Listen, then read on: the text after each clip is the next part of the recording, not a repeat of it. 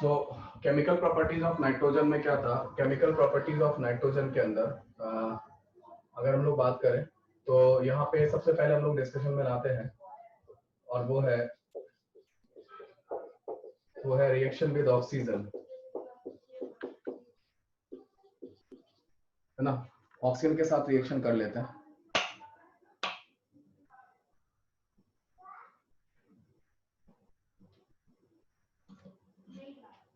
एक मिनट मैं लाइट को ठीक करता हूँ।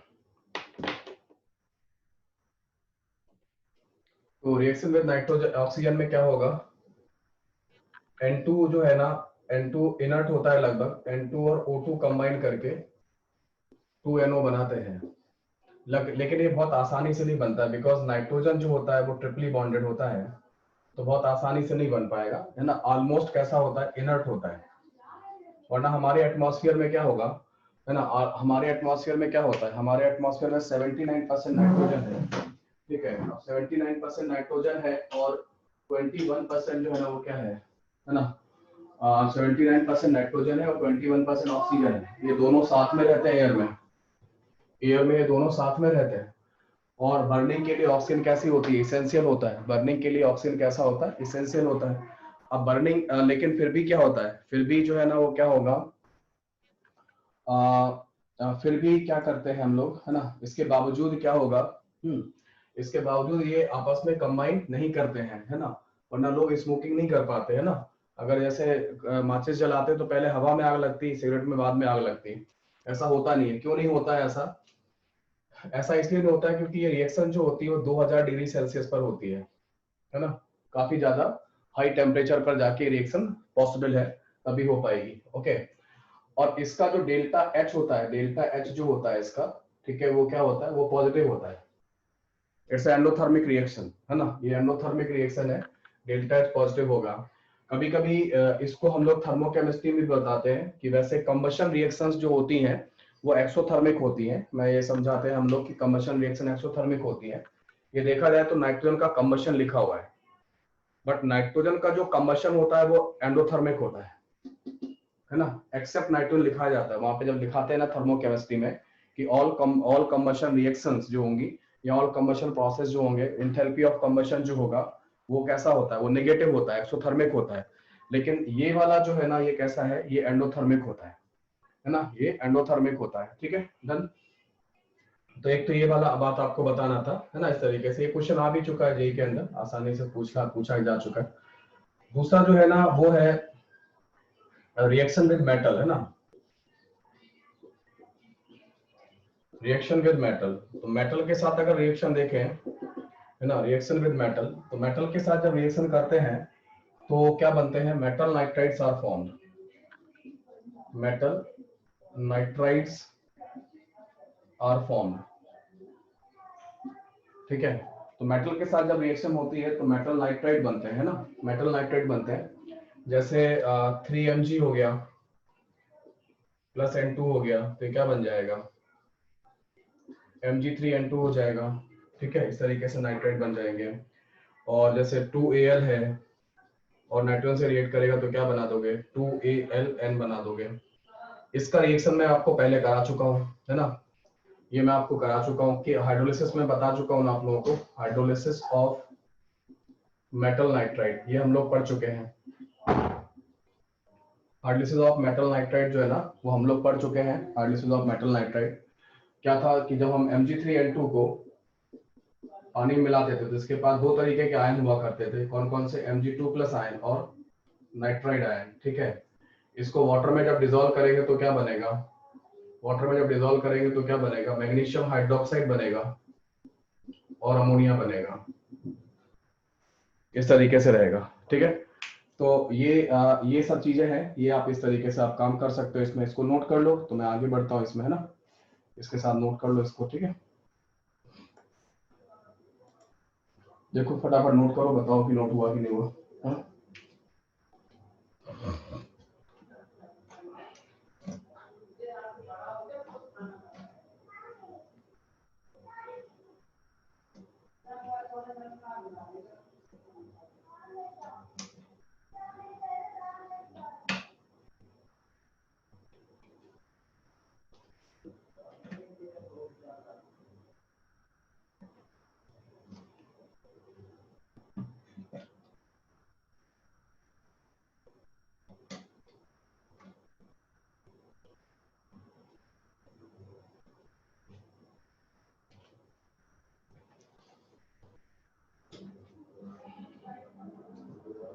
हो गया, डन। चलिए आगे बढ़ते हैं यहाँ पे, है ना। और रिएक्शन विद CaC2, है ना, रिएक्शन विद CaC2 कर लो। देखो नेक्स्ट हेडिंग लिखो।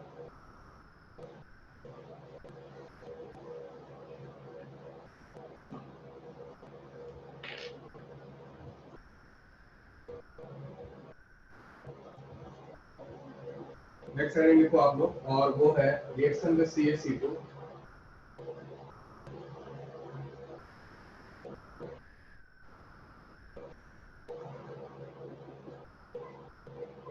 तो कहते हैं कि at 1100 degree Celsius, at 1100 degrees Celsius, these carbide, calcium carbide, react with nitrogen, to give nitrogen to give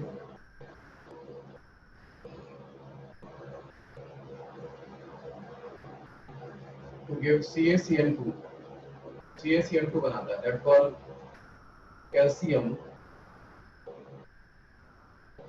cyanamide, यह सब्सटेंस है ना। क्या है ये, क्यों बता रहा हूँ, होता क्या है कि CaC2 और नाइट्रोजन जो है ना, वो जब आपस में रिएक्ट करते हैं तो क्या बनता है, तो बनता है CaCN2 प्लस कार्बन, ये बनेगा, है ना, ये बनेगा। और इसको हम लोग कहते हैं नाइट्रोलियम। ये कंबाइन होकर क्या होता है, इसको नाइट्रोलियम कहलाता है, नाइट्रोलियम कहलाता है। और नाइट्रोलियम जो है ना, एक फर्टिलाइजर होता है,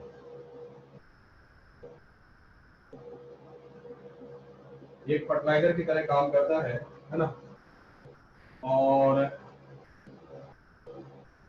ओके, अब इसको क्या, इसका क्या यूज है, फर्टिलाइजर का कैसे कैसे काम करेगा उसको समझ लो।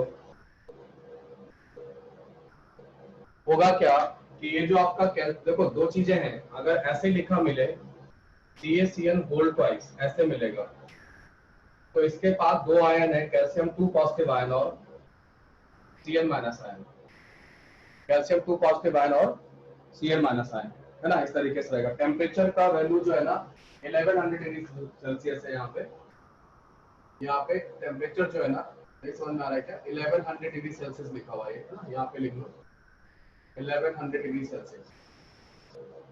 अगर ये सब्सटेंस होगा तो इसका नाम क्या है, इसका नाम है कैल्शियम साइनामाइड, साइनाइड, समझे, ये कैल्शियम साइनाइड है, समझे।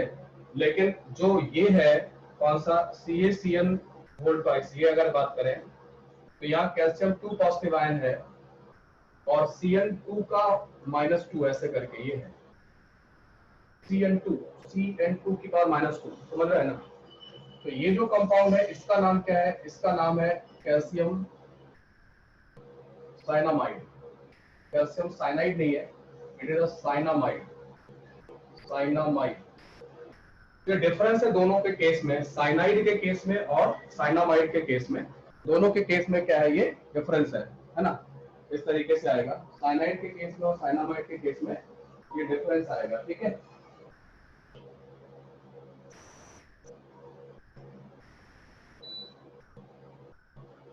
तो साइनाइड और साइनामाइड के केस में इस तरीके का जो डिफरेंस है वो आने के चांसेस रहते हैं। ये चांस है साइनाइड और साइनामाइड के डिफरेंस, ये हाँ, ये साइनामाइड आयन होता है, यस बिल्कुल सही है। ये साइनाइड आयन है और ये साइनामाइड आयन है ना, एक साइनाइड आयन और एक साइनामाइड आयन है। अब होगा क्या कि कैसे फर्टिलाइजर कैसे काम करता है उस पर हम लोग एक डिस्कशन करते हैं। वो होता ये है कि जो CaCN2 होता है, CaCN2 होता है, इसकी हाइड्रोलिसिस से अमोनिया गैस बनती है। अमोनिया गैस को किस में कन्वर्ट किया जाता है, नाइट्रेट में कन्वर्ट करते हैं। नाइट्रेट्स जो है ना वो आसानी से एब्जॉर्ब किए जा सकते हैं, किसके द्वारा, प्लांट्स के द्वारा।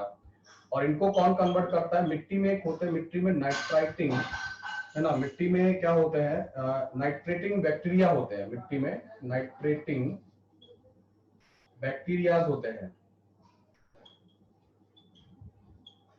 मिट्टी में नाइट्रेटिंग बैक्टीरिया होते हैं, है ना। वो बैक्टीरिया क्या करते हैं, वो बैक्टीरिया जो है ना वो अमोनिया को किसमें कन्वर्ट करते हैं, नाइट्रेट में। और नाइट्रेट जो होते हैं ये एब्जॉर्ब हो जाते हैं, यही क्या होते हैं, these are absorb by plants, है ना, ठीक है। तो ये क्या होगा, इसको हम लोग क्या करते हैं, एब्जॉर्ब बाय प्लांट्स, है ना, प्लांट्स एब्जॉर्ब करेंगे और नाइट्रोजन की जो कमी है, नाइट्रोजन की जो कमी है उसको पूरा कर लेते हैं, है ना, ठीक है। तो एलिमेंटल नाइट्रोजन इनको इस तरीके से मिलता है। अब ये और आप हमेशा ध्यान कर सकते हो कैसे होता है, मैं आपको समझा दूंगा, है ना। इतना ऊपर का नोट हो गया होगा अब कैसे, है ना, ये वाला नोट हो गया है। ओके, तो मैं इसको क्या कर लेता हूँ, इसको समझा देता हूँ आपको, साइनामाइड को समझा देता हूँ कैसे बनेगा। साइनामाइड वाले केस में बेसिकली ऐसा कुछ सिचुएशन है, इसमें CaCN2 वाले केस में कैल्शियम 2 पॉजिटिव आयन है और Cn2 ऐसे होल्ड ये है 2 माइनस आयन है। इसका स्ट्रक्चर बनाओ, इसका जब स्ट्रक्चर बनाओगे ना तो ऐसे बनेगा। नाइट्रोजन कितने बॉन्ड बनाता है, 3, तो 2 बॉन्ड बना के एक नेगेटिव चार्ज आ गया तो ऑक्टेट पूरा हो गया, कार्बन के चारों बॉन्ड हो गए, है ना। तो इस तरीके से CaCN2 जो है ना वो बनेगा, समझ में आया।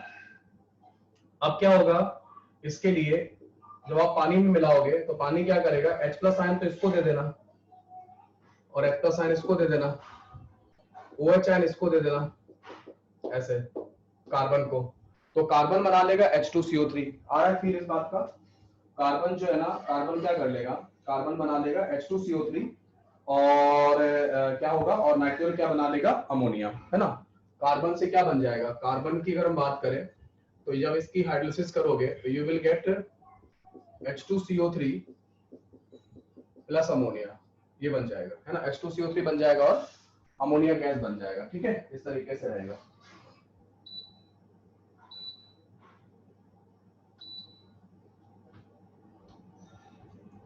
है ना।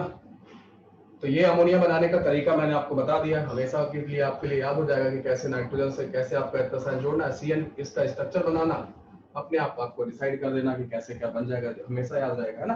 तो ट्रिक है, इस तरीके से आप इसे याद कर लो, ठीक है, क्लियर हो गया। H2CO3 कैसे बना, ये है ना, कार्बन में देखो ना, कार्बन के साथ 2 OH जाएंगे ना, 2 OH जाएंगे तो H2CO3 प्लस वाटर वगैरह निकाल देना, ऐसे बना देना, बन जाएगा, कोई दिक्कत तो नहीं ना, कार्बन के साथ OH आयन लगाओगे ना तो बन जाएगा, ठीक है। हाँ, कंबाइंड प्रोडक्ट नाइट्रोलियम है, CaCN2 प्लस कार्बन, ये यही है नाइट्रोलियम, है ना, ये इसी को नाइट्रोलियम बोलते हैं। ये अकेला कंपाउंड जो है ना वो क्या है, ये तो कैल्शियम साइनामाइड है, ठीक है।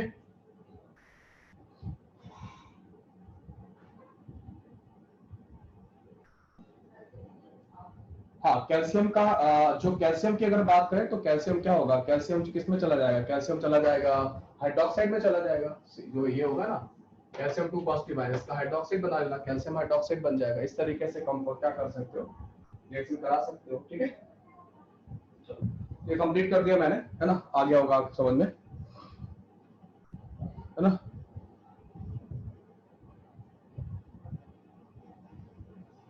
Okay, done. आगे बढ़ते हैं यहाँ से और लिखते हैं, नेक्स्ट है, इसके बाद हम लोग बात करते हैं और इसमें है इसका अमोनिया का डिस्कशन कर लेते हैं। नेक्स्ट हेडिंग करो, कंपाउंड्स ऑफ नाइट्रोजन, है ना।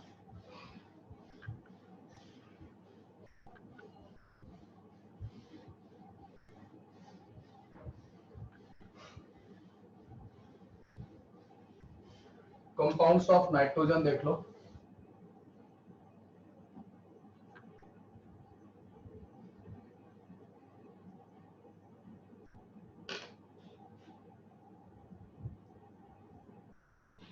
लिखो, नेक्स्ट हेडिंग लिखोगे वो है अमोनिया, है ना, अमोनिया की बात कर लेते हैं।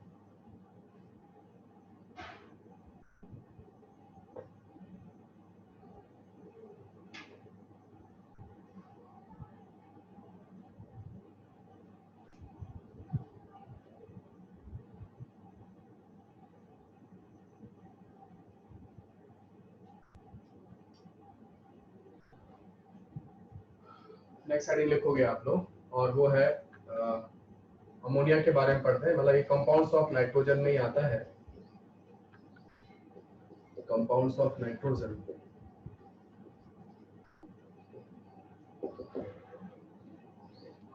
तो कंपाउंड्स ऑफ नाइट्रोजन में हम लोग बात कर रहे हैं अमोनिया का।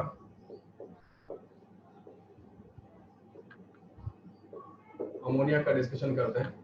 तो अमोनिया में पहले हम लोग बात करते हैं प्रिपरेशन की।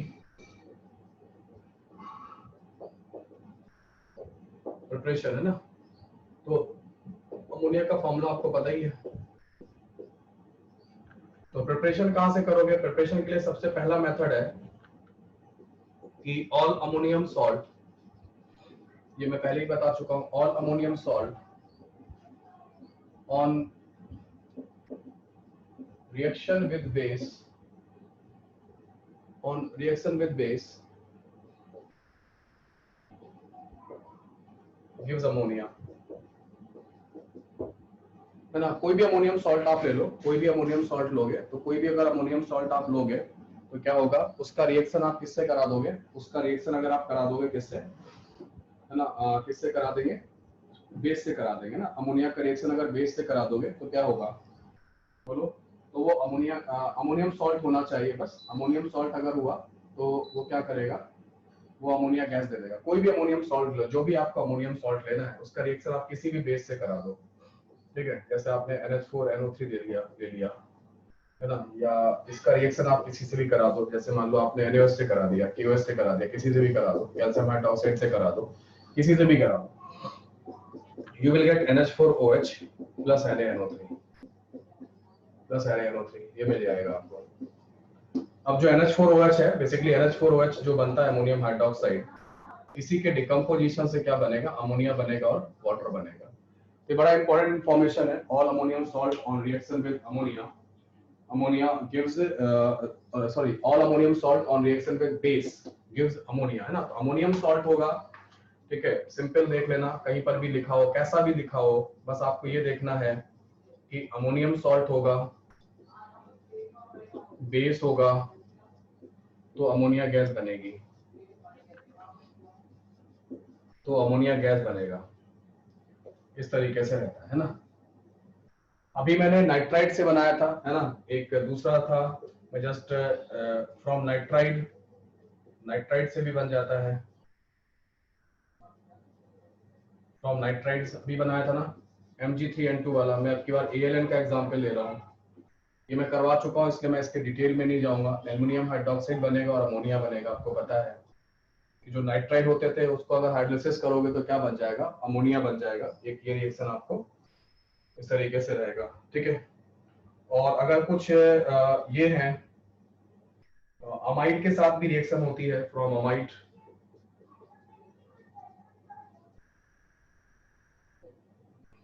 ठीक है। अमाइड का अगर डिस्कशन करें तो आप वहां भी पढ़ते हैं। जैसे अपने इसका देखें, CH3CONH2 का है, इसकी रिएक्शन अगर आप किससे करा दोगे? NaOH से करा दोगे, बेस से करा दोगे, तो you will get CH3COONA plus ammonia. तो जो अमोनियम कंपाउंड है, इवन अमाइड भी, अमोनियम कंपाउंड के साथ साथ अमाइड भी क्या होंगे? अमाइड भी बेस से रिएक्शन करने के बाद क्या देते हैं? अमोनिया बना के दे देते हैं। तो कुछ बेसिक रिएक्शंस हैं, इनको आप पढ़ लीजिए, और ज्यादा कुछ नहीं है इसमें, ना। इस तरीके से कर लो, है ना, ये कंप्लीट कर लो आप लोग, ठीक है। ये नोट कर लो और बता दो नोट हो गया हो तो।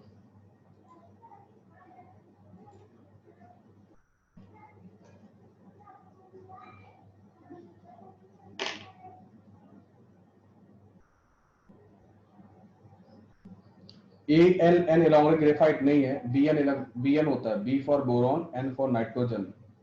सो BN is called inorganic graphite, ठीक है।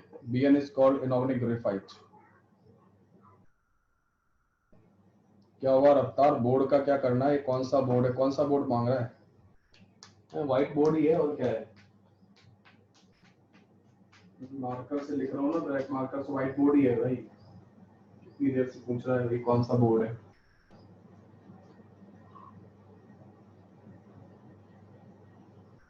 सर अमोनियम सॉल्ट में ammonium as an acid use नहीं किया जा सकता। अमोनियम सॉल्ट में as an acid, ammonium salt में अमोनियम आयन का हाइड्रोलिसिस तो हो सकता है। अमोनियम सॉल्ट में अमोनियम आयन का हाइड्रोलिसिस तो हो सकता है ना, उस तरीके से। तरीके से रहेगा, ठीक है, ये रहेगा डन। अमोनियम आयन का एनालिसिस हो सकता है ना, उससे कोई दिक्कत नहीं है ना, लेकिन मोस्टली कंपाउंड एसिडिक ही होंगे, है ना, अमोनियम कंपाउंड मोस्टली कैसे होंगे, एसिडिक होते हैं, है ना। तो बेस मिलाओगे तो एटलीस्ट क्या होगा, पहले ये रिएक्शन होगा तभी NH4OH बनेगा, और NH4OH बन के डिकम्पोज होके क्या दे देगा, अमोनिया दे देगा, ठीक है, ऐसा कुछ कर सकते हो आप ना।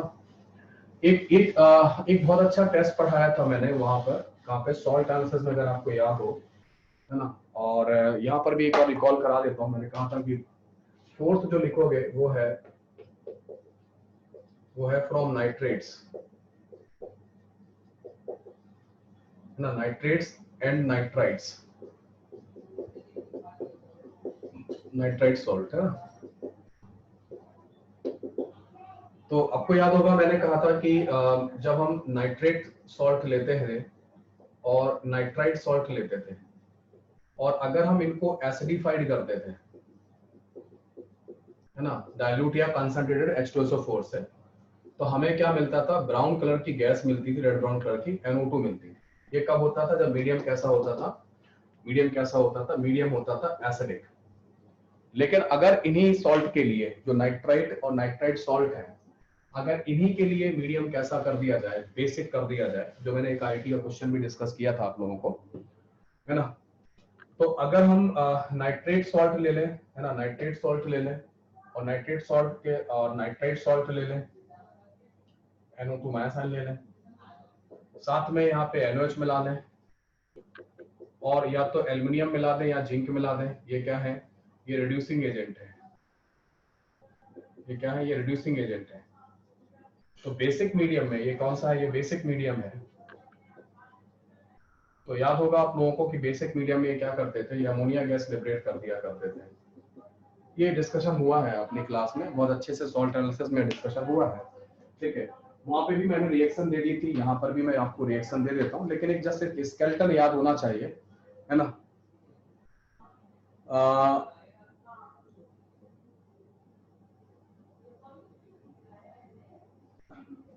ओके, सो यहाँ पर अभी डिस्कस कर लेते हैं क्या दिक्कत है, एक मिनट रुक जाओ, इसको नोट करो पहले, है ना, बात करते हैं चैट पे क्या चल रहा है। देखो यार, यहाँ पे मैं रिएक्शन दे देता हूँ, रिएक्शन मैंने पहले भी दे रखी है, मैं समझा भी चुका हूँ, जेई का क्वेश्चन भी डिस्कस कर चुका हूँ, इसके ऊपर में सारी बातें पहले हो चुकी हैं, एक बार बस रिवीजन है। NaNO3 plus 7 NaOH plus 4 Zn will give you 4 हो सकता है मैंने पहले कॉम्प्लेक्स बना के दिया हो, कोई दिक्कत नहीं, कॉम्प्लेक्स इसमें कन्वर्ट हो जाता है। 4 ZnO2 plus ammonia. Main important बात है कि वो अमोनिया बनेगा। अमोनिया को बनाने वाला कौन है, अमोनिया को बनाने वाले ये हैं, ये नाइट्रोजन की जो पॉजिटिव ऑक्सीडेशन नंबर है, उस पॉजिटिव ऑक्सीडेशन नंबर को नेगेटिव ऑक्सीडेशन नंबर तक रिड्यूस करने का जो काम किया है, वो एल्युमिनियम और जिंक ने किया है, ठीक है, इन्होंने किया हुआ है। और ये मेरे पास जो रिएक्शन लिखी हुई है वो मैं दे देता हूँ, मेरे साथ इस बार जिंक की रिएक्शन लिखी है मेरे साथ, मेरे पास हो सकता है पहले मैंने सॉल्ट एनालिसिस में एल्युमिनियम का रिएक्शन दिया हो, तो ठीक है, दोनों आपके पास आ जाएंगी, Na2 ZnO2 plus H2O plus ammonia, ये रिएक्शन हो जाता है, ठीक है, इस तरीके से रहेगा, है ना।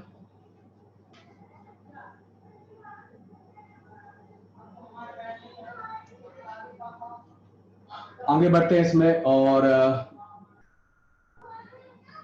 सोडियम नाइट्रोक्साइड टेस्ट में पढ़ा चुका हूं,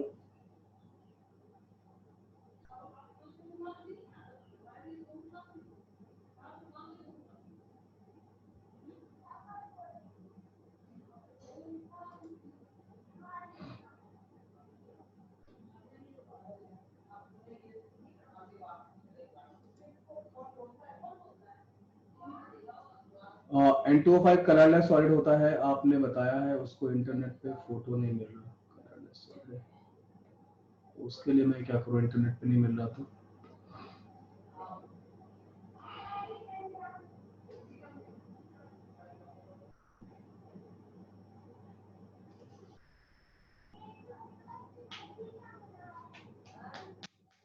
हो गया। तो इस तरीके से जो है ना आप इसको कर सकते हो, है ना, ये कंप्लीट कर लिया आपने, ठीक है।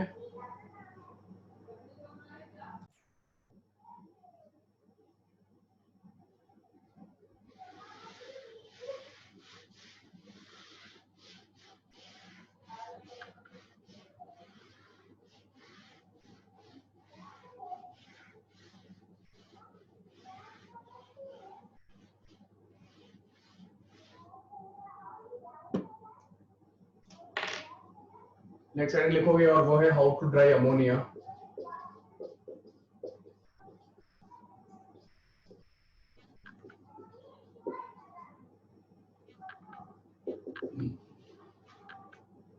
हाउ टू ड्राई अमोनिया है ना, अमोनिया को कैसे ड्राई करते हैं। तो अमोनिया जो होगा आप सबको पता है कि अमोनिया जो होगा ये बेसिक नेचर है इसका। तो कोई भी एसिड आप यूज नहीं कर सकते इसको ड्राई करने के लिए। जैसे मान लो कोई कोशिश करे अमोनिया ड्राई मतलब समझ रहे हो ना, मॉइस्चर को एब्जॉर्ब करना, अमोनिया को मॉइस्चर को एब्जॉर्ब करना, अमोनिया मेंटेन रहे, उसमें से पानी जो है ना वो एब्जॉर्ब हो जाए, that called dry ammonia. Okay, तो अमोनिया गैस को अगर हम कॉन्सेंट्रेटेड H2SO4 से, जो कि डिहाइड्रेटिंग एजेंट होता है, अगर हम इससे ड्राई करने की कोशिश करेंगे तो ये तो बेस है, ये बेसिक नेचर का है, और ये कैसा है, ये एसिडिक नेचर का है। तो बेसिक और एसिडिक नेचर आपस में क्या होंगे, केमिकल रिएक्शन कर लेंगे। तो जिस अमोनिया को ड्राई कर रहे थे वो अमोनिया बचेगा ही नहीं, और क्या बना देगा, और बना देगा अमोनियम सल्फेट। ऐसे करके बन जाएगा, ये अमोनियम सल्फेट बना देगा। तो ये इसको आप यूज नहीं करते हैं ड्राई करने के लिए, क्रॉस लगा देता हूँ, इसको ड्राई करने के लिए यूज नहीं कर सकते, ठीक है। वैसे ही क्या होगा, वैसे ही एक कंपाउंड और भी यूज करते हैं, बड़ा फेमस है वो कंपाउंड, और वो है P2O5 है ना, P2O5 या P4O10। क्या इसका यूज किया जा सकता है अमोनिया को ड्राई करने के लिए, है ना। तो इसको नहीं कर सकते हैं क्योंकि ये फास्फोरस का ऑक्साइड है, और इट इज एसिडिक ऑक्साइड है ना, ये एसिडिक ऑक्साइड होता है।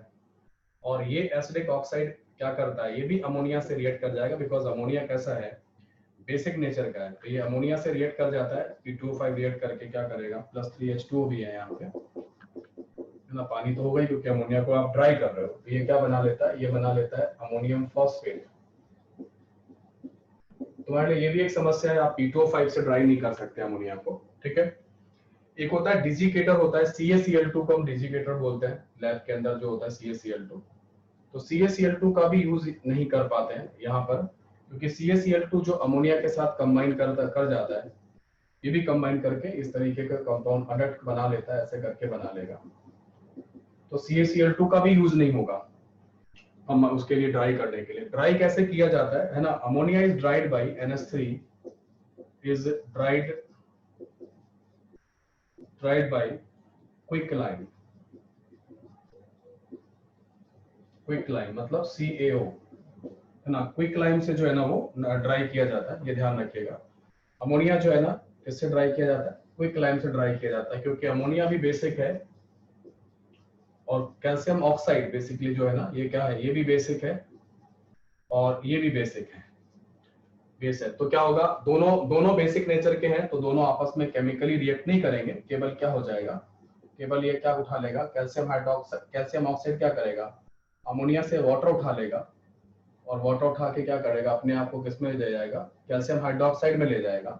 और कैल्शियम हाइड्रोक्साइड क्या होता है, ये प्रेसिपिटेट हो जाएगा। इस तरीके से जो अमोनिया है उससे क्या किया जा सकता है, अमोनिया को ड्राई किया जा सकता है। तो this is the method of drawing ammonia, है ना, अमोनिया को ड्राई करने का जो ये मेथड है, इस तरीके से हम लोग यूज करते हैं। ओके, नोट कर लीजिए, है ना, इसको आप नोट कर लो, और आगे बढ़ेंगे हम लोग यहाँ से, है ना।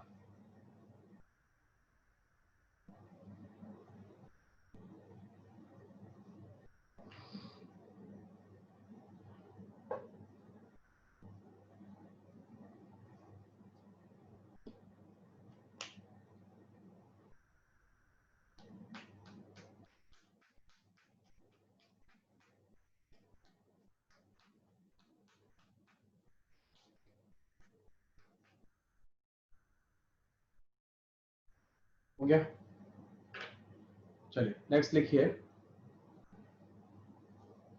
नेक्स्ट लिखो आप लोग, heating effect of ammonium salt, है ना, ये हो गया, एक इंपॉर्टेंट कंसेप्ट था। अब एक और कंसेप्ट इंपॉर्टेंट बताते हैं जो काम आएगा आपके ऑर्गेनिक उसमें, इनऑर्गेनिक केमिस्ट्री में बहुत ज्यादा आपको काम आने वाला है, और वो है heating effect of ammonium salt, है ना।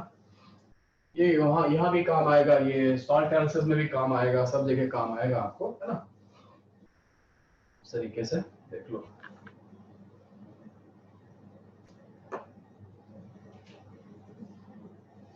नेक्स्ट हेडिंग है आपका और वो है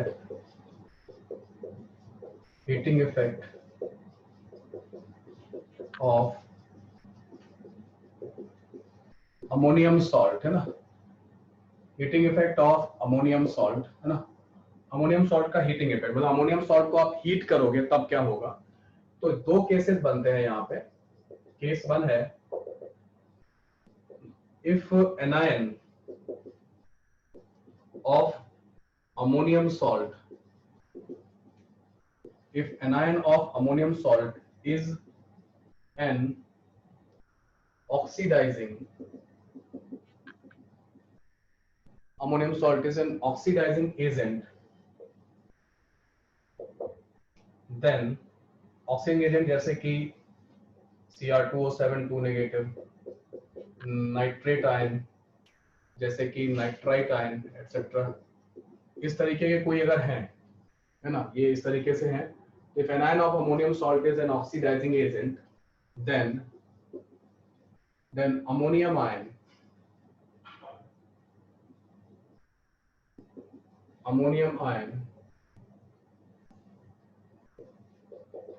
will be oxidized to nitrogen और N2O। मतलब कहने का ये हुआ कि जो अमोनियम सॉल्ट होगा, अमोनियम सॉल्ट में का जो एनायन होगा वो एनायन खुद ही क्या है, खुद ही एक ऑक्सीडाइजिंग एजेंट है। तो अमोनियम कंपाउंड अपना ऑक्सीडाइजिंग एजेंट खुद कैरी कर रहा है ना। जब अपना ऑक्सीडाइजिंग एजेंट खुद अपने आप ही कैरी करेगा, जब खुद ही कैरी करेगा तो क्या होगा, जब अपना तो वो ऑक्सीडाइज ही होगा, ऑब्वियस सी बात है ना। ठीक है, ठीक है, मतलब बिल्कुल वैसा ही है जैसे कि मतलब कोई रिएजेंट आपको बाहर से नहीं मिलाना है, अमोनियम कंपाउंड के पास ही ऑक्सीडाइजिंग एजेंट है। तो बस आप रिएक्शन एनवायरनमेंट दो और जैसे आपने रिएक्शन एनवायरनमेंट दिया तो अमोनियम आयन का क्या हो जाएगा, ऑक्सीडेशन हो जाएगा। मैं आपको एक रिएक्शन करके बताता हूँ। जैसे एक बड़ा फेमस कंपाउंड है अमोनियम डाइक्रोमेट, NH, ये अपन ने पढ़ा था उस दिन, है ना। NH that call ammonium, orange colour का कंपाउंड होता है, ऑरेंज सॉलिड कंपाउंड है, अमोनियम डाइक्रोमेट कहलाएगा। आप सब लोगों को पता होगा एक कंपाउंड आप जानते हैं K2Cr2O7 पोटेशियम डाइक्रोमेट, सबको पता है। ये अच्छा क्या होता है, ये अच्छा ऑक्सीडाइजिंग एजेंट होता है। इसके ऑक्सीडाइजिंग एजेंट बनने में कौन सहायता करता है, पोटेशियम तो सहायता नहीं करता है। इसके ऑक्सीडाइजिंग एजेंट बनने में कौन करता है, Cr2O7 2 नेगेटिव डाइक्रोमेट आयन करता है। ये डाइक्रोमेट आयन ही मदद करता है इसका। यहाँ पर डाइक्रोमेट आयन है ना, तो वही तो मैं कह रहा हूँ कि anion of ammonium salt is an oxidising agent. तो यहाँ पे डाइक्रोमेट आयन जो है ना, ये ऑक्सीडाइजिंग एजेंट की तरह काम कर रहा है ना, यहाँ पर है। और ये क्या होगा, ये क्या बना देगा, ये बना देगा आपको नाइट्रोजन बना देगा, ये आपको बना देगा Cr2O3 बना देगा, और ये आपको क्या बना देगा, 2H2O बना देगा, ऐसे करके। इस तरीके से आपने देखा कि यहाँ पर जो है ना ये -3 में था और कहाँ पहुंच गया,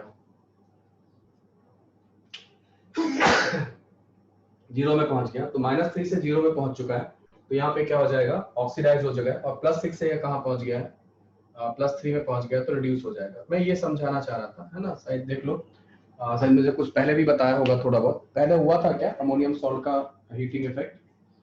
हाँ पहले बताया है क्या आपको, बी फेज में बताया था क्या अमोनियम सॉल्ट का हीटिंग इफेक्ट बनाया है क्या, देखो जरा पहले ये हुआ था क्या, सॉल्ट एनालिसिस में हुआ था क्या, या नहीं हुआ था,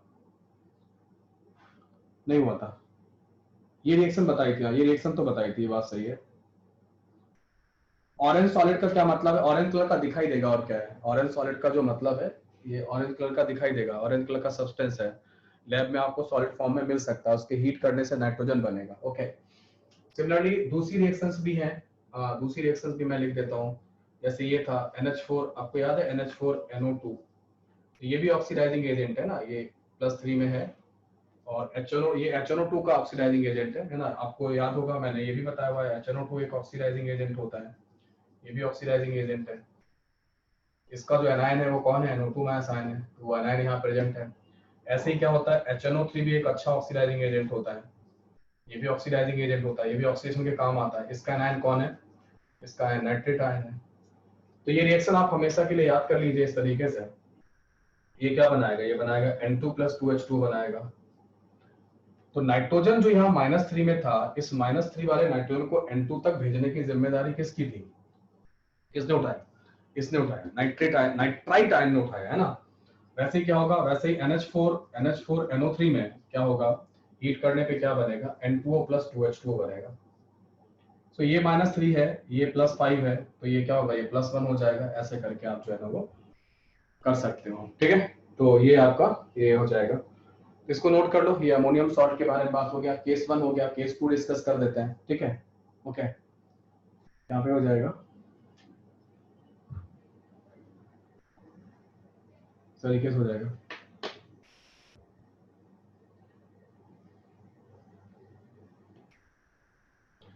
use of dry ammonia, ammonia को जो है ना प्रिजर्वेशन के लिए यूज किया जाता है कोल्ड स्टोरेज वगैरह में, है ना। अमोनिया को एज ए प्रिजर्वेशन के लिए यूज किया जाता है, कोल्ड स्टोरेज वगैरह में यूज किया जाता है ना, उसको यूज करते हैं, वही यूज है इसका, ठीक है। Orange solid colour is due to the dichromate ion, बिल्कुल सही है ये सौरभ, बिल्कुल ठीक है, आप सही हो कि डाइक्रोमेट आयन की वजह से ही क्या होता है, ऑरेंज कलर आता है, बिल्कुल सही है, ये ठीक है, यहाँ ठीक है, कोई दिक्कत नहीं है ना।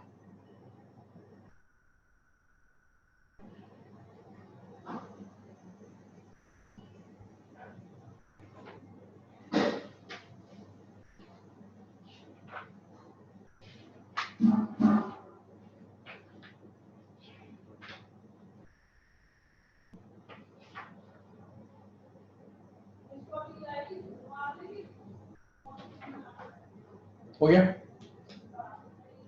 CaCl2 इज कॉल्ड डिजिकेटर, डिजर्ट्स और रेगिस्तान होता है ना, रेगिस्तान वाला कुछ वहीं से बना, डिजिकेटर बोलते हैं, या कैल्शियम क्लोराइड बोलोगे, लेकिन इसका नाम डिजिकेटर है।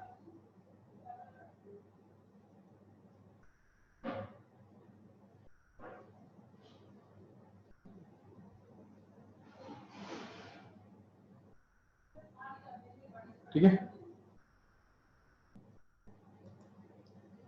आगे बढ़ते हैं इसमें, और नेक्स्ट हेडिंग लिखो आप लोग।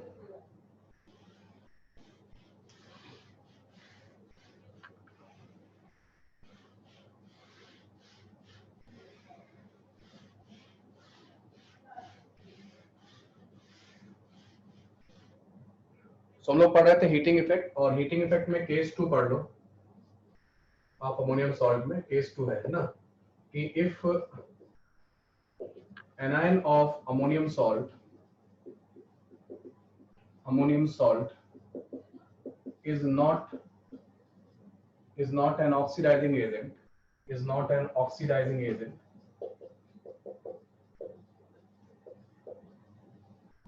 is not an oxidizing agent, then ammonia gas is formed, then ammonia gas is formed on heating। तो अमोनिया गैस जो है ना हीटिंग करने पे बनता है, ठीक है।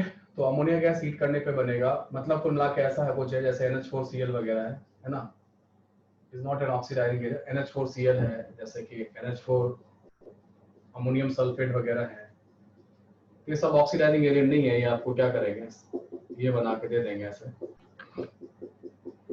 तो अमोनिया होगा। तो यहाँ पे ऑक्सीडेशन परफॉर्म नहीं होगा, यहाँ पे नाइट्रोजन -3 में है तो -3 में मेंटेन है, यहाँ पे नाइट्रोजन -3 में है तो -3 ऑक्सीजन नंबर मेंटेन है। तो यहाँ पे क्या होगा, यहाँ पर जो है ना ऑक्सीडेशन परफॉर्म नहीं होगा। तो आपको एनायन देख के चलना है कि अमोनिया का जो एनायन है वो आपको देख के चलना होता है कि जो है ना किस तरीके, अमोनिया का जो एनायन है वो डिसाइड करेगा कि अमोनियम कंपाउंड हीट करने पर आपको कौन सा कंपाउंड देंगे, ठीक है। अगर कोई ऑक्सीडाइजिंग एजेंट है तो हीट करने पर डेफिनेटली अमोनियम आयन को हीट करवा देगा, और वो क्या करेगा, वो पहुंचा देगा नाइट्रोजन में या N2O में, ऐसे पहुंचा देगा, ठीक है। तो ये तो नाइट्रोजन के बारे में इतना हो गया, अमोनिया के बारे में कुछ मेन बातें हो गई हैं, है ना। ये सब चीजें आपको पढ़नी है पी ब्लॉक के अंदर, बाकी सारा कुछ जो आएगा वो आ जाएगा किसमें, वो आ जाएगा आपका सॉल्ट एनालिसिस में आ जाएगा, जो भी आना होगा। इसके अलावा जो कुछ भी आएगा वो जो है ना वो सॉल्ट एनालिसिस में आ जाएगा।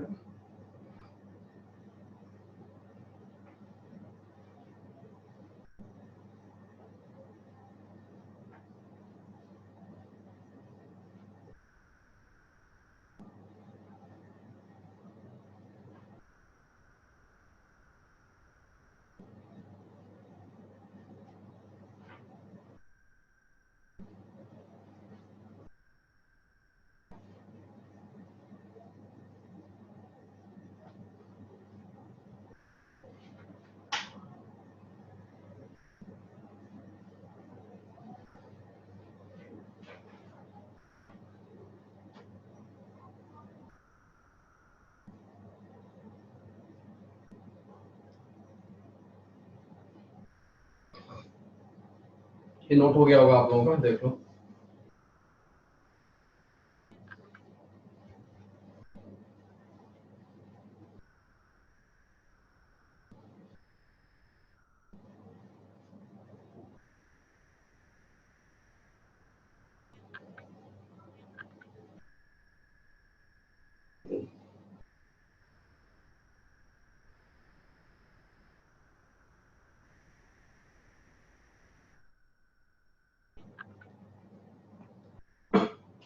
नेक्स्ट हेडिंग आप लोग लिखोगे और वो है HNO2 के बारे में। HNO2 that called nitrous acid, है ना।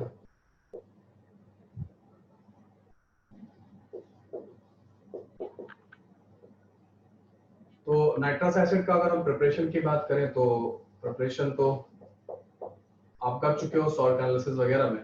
आप कोई नाइट्रेट सॉल्ट ले लो, नाइट्राइट सॉल्ट ले लो, NaNO2, और उसको आप एसिडिफाइड कर दो।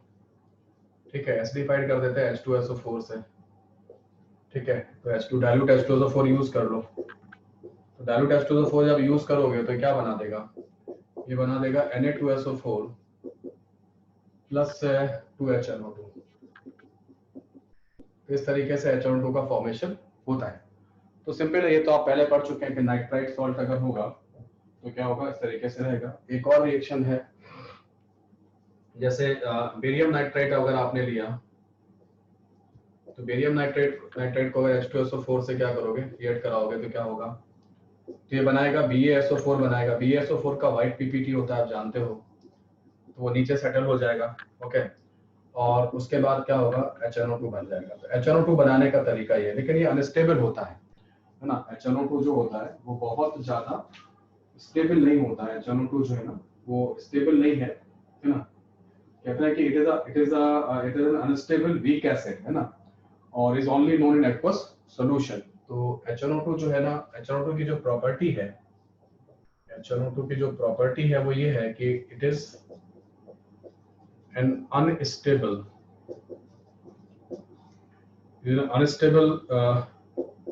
वीक एसिड, है ना, ये रहता है। ठीक है, और जब आप इसे क्या करते हैं, ऑन ट्राइंग टू कॉन्सेंट्रेट, है ना, कंसंट्रेट करने की कोशिश अगर आपने किया, मतलब होता क्या है कि ये, एक मिनट रुको, इसको थोड़ा और सही करते हैं लैंग्वेज को।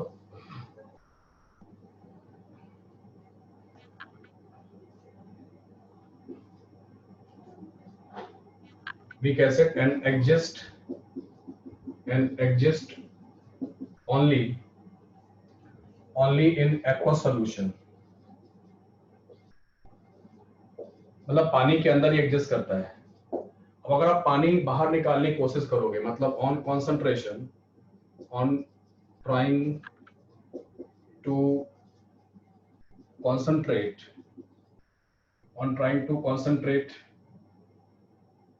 this acid, अगर हम, तो अगर आप इसे कॉन्सेंट्रेट करोगे तो क्या होता है, डिकम्पोज कर जाता है। 3HNO2 डिकम्पोज करके क्या बनाता है, HNO3 बनाता है, 2NO बनाता है और H2O बनाता है।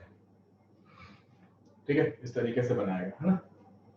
और बाद में क्या होगा, बाद में जो NO होता है, NO एयर की प्रेजेंस में क्या करता है, अपने आप को NO2 में ले जाता है। तो ये रिएक्शन अपनी क्लास में जब सॉल्ट एनालिसिस में पढ़ा रहा था, तब ये रिएक्शन अपनी क्लास में कई बार लिखी गई है ना, कई बार ये रिएक्शन जो है ना अपने क्लास में लिखी गई है। मैंने, आप चाहो तो अभी कॉपी रिपीट देख लो अपने नोट्स में। HNO2 को मैं इसी तरीके से ले जाता था और NO बनाता था, और NO को फिर मैं ऑक्सीडाइज करके NO2 बनाता था। ठीक, इस तरीके से मैंने इवन मैंने पोटेशियम आयोडाइड टेस्ट वगैरह जो है ना, सारे कुछ मैंने आपको पढ़ा रखे हैं। वही चीजें यहाँ पे दी हुई हैं, है ना। स्टार्च आयोडाइड टेस्ट करके एक पढ़ाया था, वो भी दिया हुआ है। केमोनोफोर के साथ एक रिएक्शन थी, वो भी दी हुई है। तो ये रिएक्शन जो है ना वो मैंने करवा रखा है ना।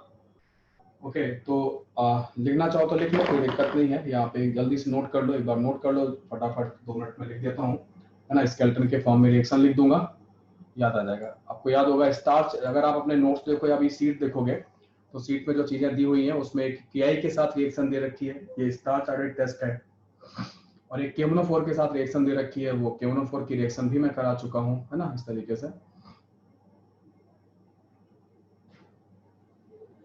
नोट हो गया है? ठीक है, एक बार देख लो, नोट हो गया है, सारी चीजें कंप्लीट है। थोड़ा सा टाइम ज्यादा लग रहा है, बोर्ड पे लिखने से थोड़ा सा टाइम ज्यादा हो रहा है इसका, है ना, एक चीज। चलो लेकिन एक बार में, लेकिन ये लॉगिक वाला जो काम है वो एक बार में खत्म हो जाएगा अच्छे से, वो सबसे अच्छा रहेगा।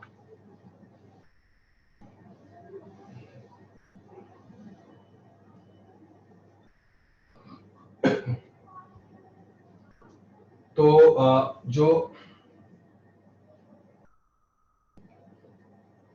हम लोग कहते हैं कि HNO2 is a good oxidising agent.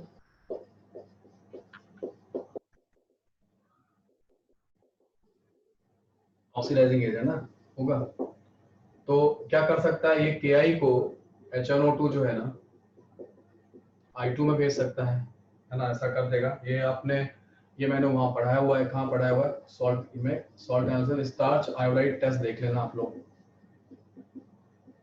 Starch iodide test देख लेना, ये पढ़ाया हुआ है आपको, पहले पढ़ा चुका हूँ मैं, है ना। अगर Fe2+ आयन है तो Fe2+ आयन को Fe3+ आयन में भेज देता है, ये ब्राउनिंग टेस्ट वगैरह में हुआ था, ये कर सकता है ये, ठीक है। और अगर SN2+ है तो SN स्टेनस होता है तो उसको SN4+ में भेज सकता है, ऑक्सीडाइज कर सकता है।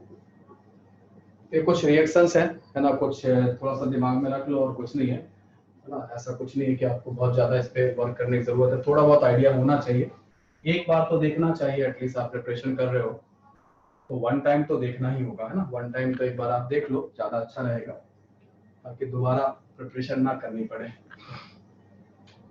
ठीक है, एक और स्टार मार्क करके रिएक्शन लिख देता हूँ KMnO4 के साथ, पहले भी लिख चुका हूँ, दोबारा रिपीट कर दे रहा हूँ। ठीक है, कि KMnO4 जो होता है वो क्या करेगा, KMnO4 जब नाइट्राइट सॉल्ट को लेता है, यहाँ पे 2 KMnO4 आएगा, यहाँ पे 5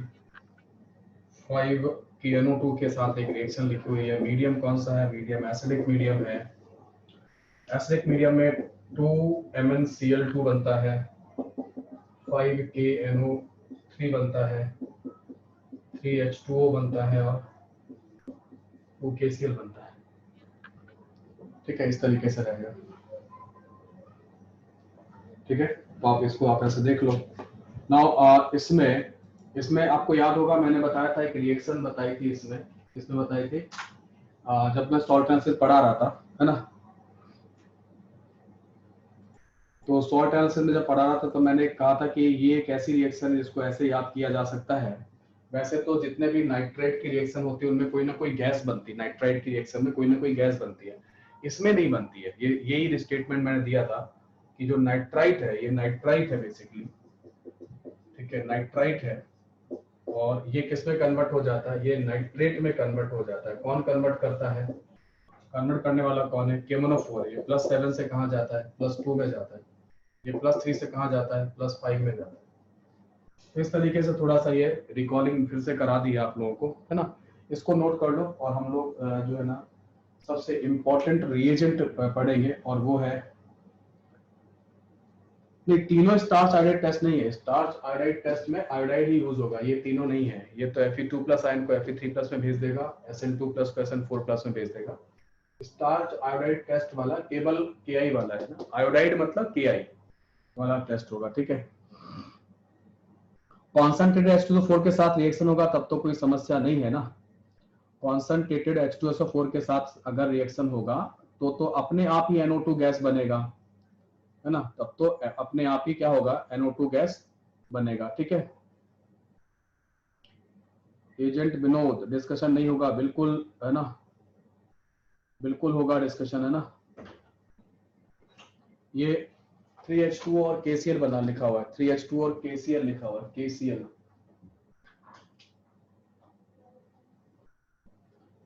लिखा हुआ है, नहीं HNO2 नहीं है, HNO2 इज नॉट जो होगा, KMnO4 is a more powerful, तभी तो KMnO4 ने क्या किया, +3 से इसको +5 में भेजा है। KMnO4 is more powerful oxidising agent, है ना, वो ज्यादा अच्छा ऑक्सीडाइजिंग एजेंट होगा, ओके।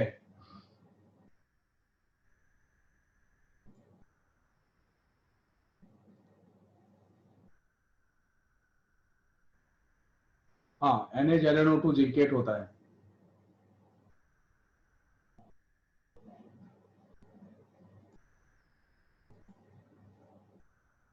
हाँ ठीक है, इसको हम लोग कर देंगे, है ना, इसको जो है ना अपलोड कर देंगे।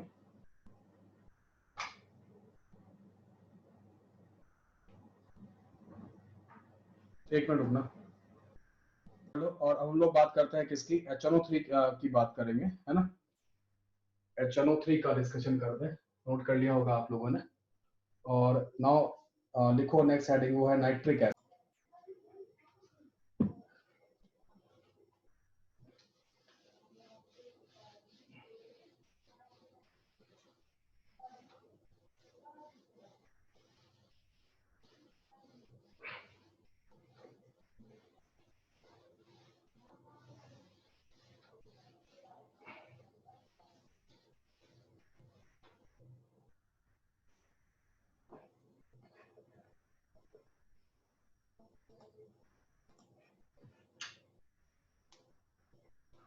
ठीक है, चलो नेक्स्ट हेडिंग लिखोगे आप, वो है HNO3, वो है नाइट्रिक एसिड के बराबर, लिख लो आप, है ना।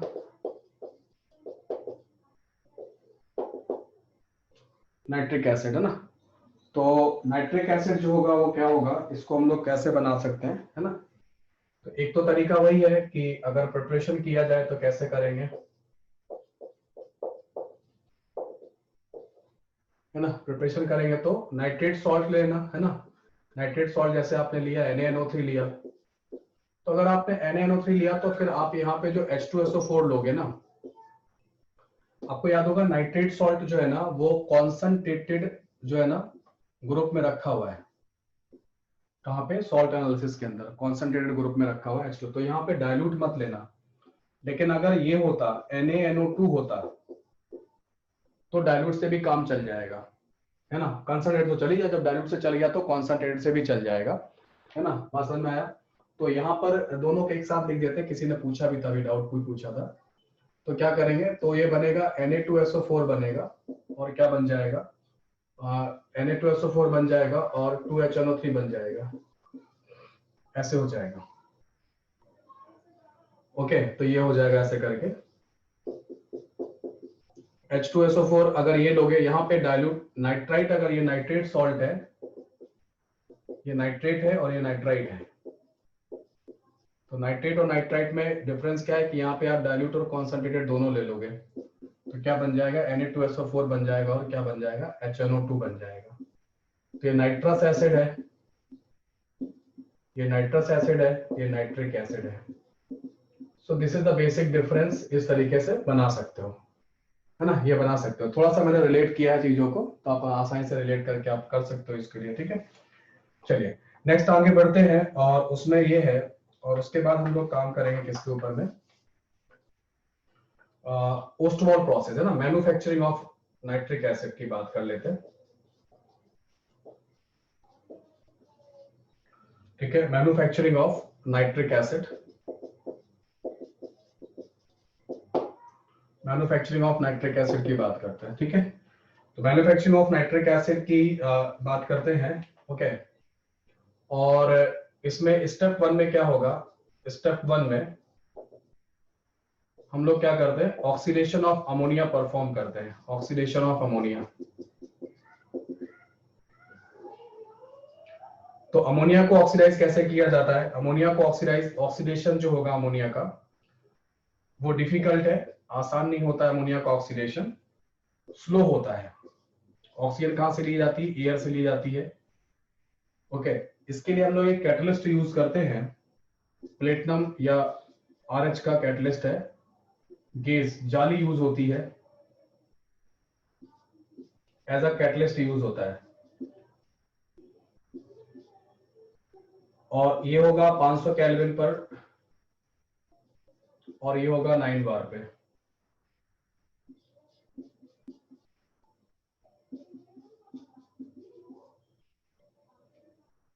इस तरीके से हो जाएगा, है ना। ये हो जाता है, ये स्टेप 1 में होगा।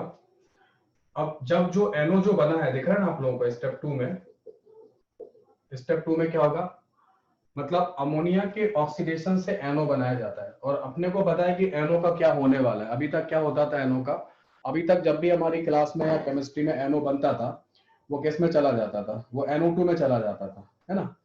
वो NO2 में जाएगा। तो स्टेप 2 में यही होगा, है ना, स्टेप 2 में यही होगा कि जो NO होगा वो ऑक्सीजन के साथ रिएक्ट करेगा और क्या करेंगे, इसको NO2 में कन्वर्ट कर देंगे। अब ये जो NO2 है ना, ठीक है, इसको जो नाइट्रोजन डाइऑक्साइड जो है ना, इस तरीके से इसको स्टेप 3 में क्या किया जाता है, स्टेप 3 में वाटर में डिसॉल्व कराया जाता है ना।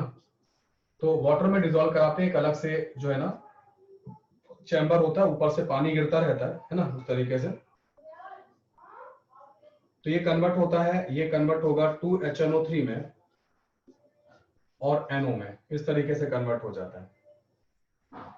और ये हमें एक्वस मिलता है, HNO3 का एक्वस सोल्यूशन मिलता है ना, ठीक है, इस तरीके से रहेगा। तो पूरा एक अरेंजमेंट होता है, और उस पूरे अरेंजमेंट में जब NO2 गैस जो बनती है, NO2 गैस को एक चैम्बर में ले जाते हैं, ठीक है ना, और नीचे से NO2 गैस पास की जाती है। ऐसा एक चैम्बर होगा, इस तरीके से वो चैम्बर होगा। तो यहाँ से NO2 गैस भेजा जाता है ऊपर की तरफ, इस तरीके से पंप किया जाता है ना। और ऊपर से जो है ना, जिस तरीके से जैसे फव्वारा वगैरह होता है ना, उससे क्या होता है, उससे लगातार पानी गिरता रहता है नीचे की तरफ ऐसे। तो NO2 गैस ऊपर जा रहा होता है और ऊपर से ये क्या होगा, वाटर आ रहा होता है। तो NO2 और वाटर आपस में क्या होते हैं, क्लब होते हैं, कंबाइंड होते हैं, और क्या बनता है, HNO3 बनता जाता है। इस तरीके से जो HNO3 बॉटम में आके उसको हम लोग बाहर निकाल लेते हैं। तो यहाँ पे जो HNO3 बना है, ये जो HNO3 बनता है, ये HNO3 की जो कॉन्सेंट्रेशन है वो 68% आता है। 68% बाई वेट जो है ना, 68% बाई वेट जो है ना, HNO3 हम लोग बना पाते हैं, किससे, ओस्टवाल प्रोसेस से, है ना।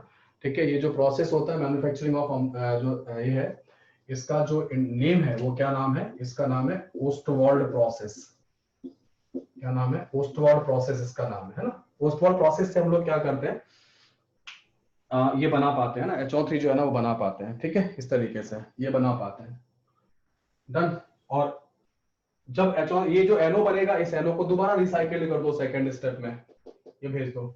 अब इससे ज्यादा भी अगर कॉन्सेंट्रेशन चाहिए है, इससे ज्यादा कॉन्सेंट्रेशन चाहिए है, तो हम लोग क्या करते हैं, कॉन्सेंट्रेटेड H2SO4 को यूज करते हैं। कैसे, एज ए डिहाइड्रेटिंग एजेंट। और एज ए डिहाइड्रेटिंग एजेंट जब यूज करोगे, तो 68% बाई वेट था, तो इससे पानी वगैरह क्या करेगा, अब्सॉर्ब करेगा, अब्सॉर्ब करेगा, अब्सॉर्ब करेगा, तो कंसंट्रेशन क्या होगा, बढ़ेगा।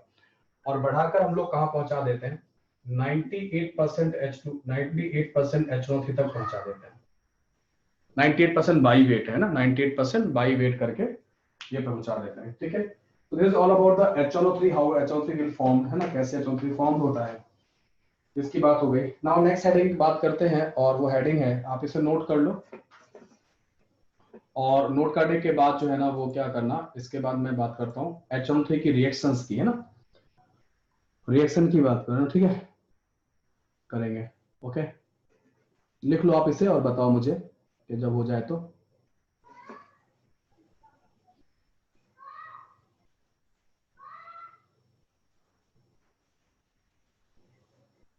स्टेप 1 का रिएजेंट, ये कैटलिस्ट है ना,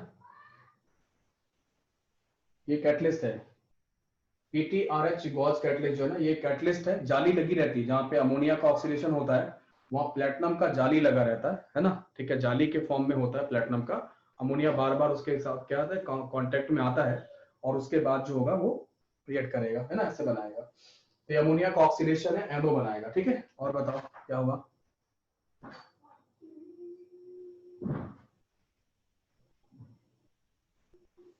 स्टेप थर्ड के नीचे क्या लिखा हुआ है, ये एक्वस लिखा हुआ है ना, स्टेप थर्ड के नीचे यहाँ पे EQ लिखा है, एक्वस के फॉर्म में मिलेगा, EQ एक्वस के फॉर्म में सॉल्यूशन मिलेगा आपको, है ना, इस तरीके से। और बताओ, हो गया, नोटेड हो गया, नोट कर लिया आपने।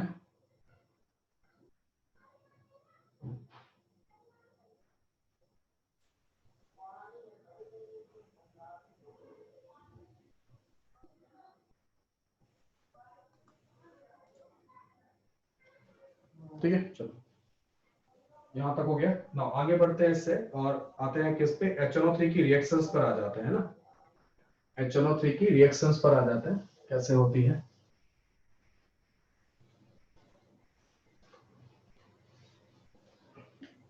कितना टाइम बचा है, हो जाएगा 10 मिनट में।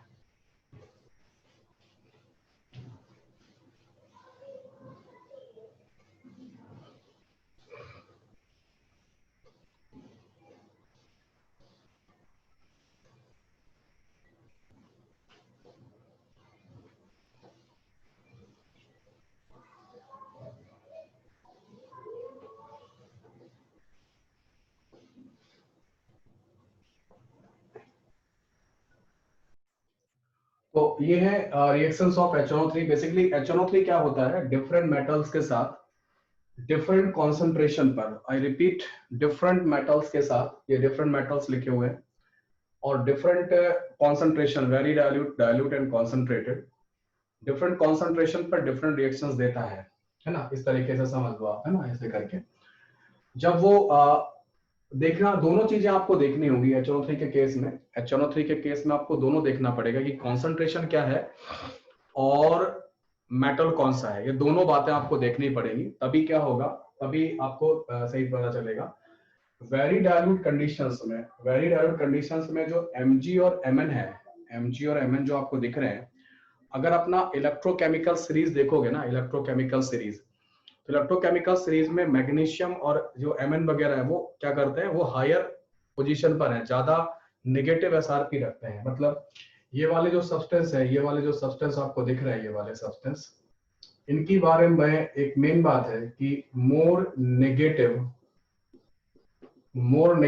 SRP वैल्यू होती है। अब आपको इसे SRP वैल्यू से क्या लेना देना है, SRP वैल्यू से ये लेना देना है कि आपको इलेक्ट्रोकेमिकल सीरीज जब पढ़ाया गया था, तब एक लैंग्वेज बोला गया था कि इलेक्ट्रोकेमिकल सीरीज में हाइड्रोजन से ऊपर रखे हुए सब्सटेंस डाइल्यूट एसिड से क्या करते हैं, हाइड्रोजन गैस रिलीज कर देते हैं, है ना। इलेक्ट्रोकेमिकल सीरीज में ऊपर रखे जो है ना, वो क्या करते हैं, वो हाइड्रोजन गैस रिलीज करते हैं। यहाँ पे हाइड्रोजन गैस ही रिलीज हो रही है, समझे। तो और कंडीशन कैसी, वेरी डाइल्यूट है, मतलब बहुत ज्यादा कंसंट्रेशन नहीं है HNO3 का। तो ये कैसे बिहेव कर रहा है, एज ए एसिड ही बिहेव कर रहा है, और यहाँ पे क्या बन रहा है, नाइट्रेट बन रहा है।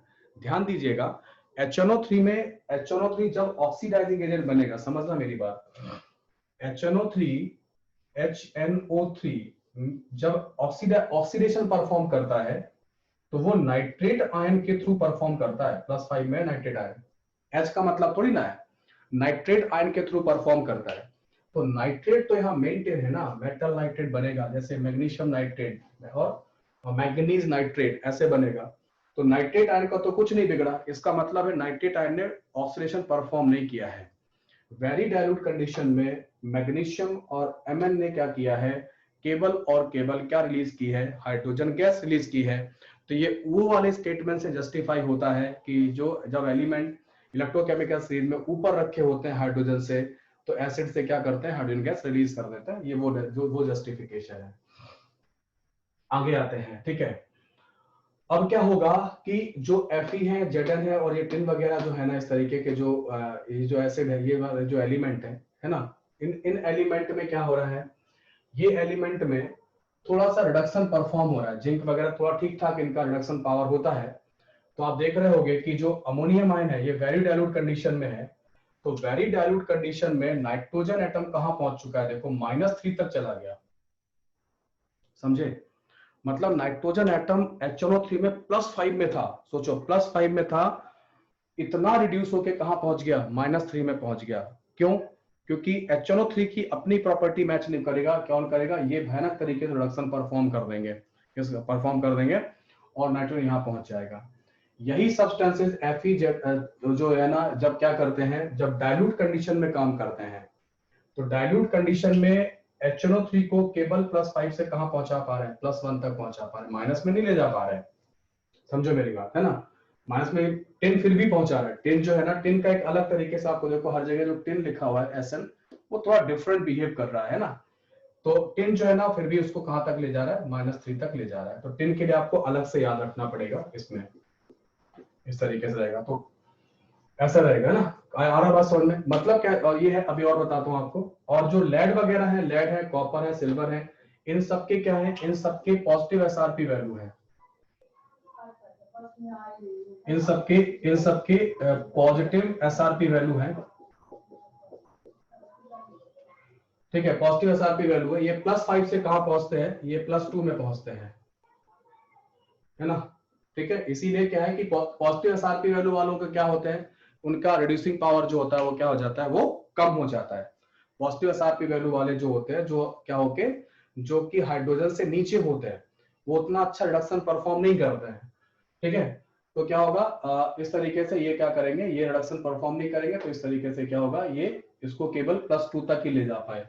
+5 से +2, केवल तीन तीन केवल जो है ना ऑक्सीजन नंबर कम हो पाई है, यहाँ पे ज्यादा कम हो गई है। अब बात करते हैं कंसंट्रेटेड HO3 की। तो कंसंट्रेटेड HO3 में कोई समस्या नहीं है, बिल्कुल आसान है। इसको तो आप हमेशा याद रख सकते हो। मेटल कोई भी बना रहे, प्रोडक्ट कौन सा बनेगा, NO2, ये भी क्या बनाएगा, NO2, और बाकी जो मेटल है उनके क्या बनेंगे, मेटल नाइट्रेट। ठीक है, तो ये होगा। सीट में बहुत कॉम्प्लिकेटेड है तुम्हारे में, बहुत ज्यादा कर रखा है उसको पहले। ठीक है, इसको ये करो, इससे सारा हो जाएगा, मतलब काफी आसानी तरीके से मैंने बना दिया है। HNO3 क्या करता है, डिफरेंट रिएक्शन परफॉर्म करेगा, है ना। HNO3 क्या क्या करता है, HNO3 जो होगा वो क्या करता है, HNO3 पहले अपने को NO2 है, NO2 से N2O है, N2O से NO है, सॉरी NO आएगा पहले, फिर N2O आएगा, फिर अमोनिया आएगा। ये सिचुएशन है इसकी परफॉर्म करने की। यहाँ से +5 में है, +5 में +4 में भी जा सकता है, +2 में भी जा सकता है, +1 में भी जा सकता है, और -3 में भी जा सकता है ना।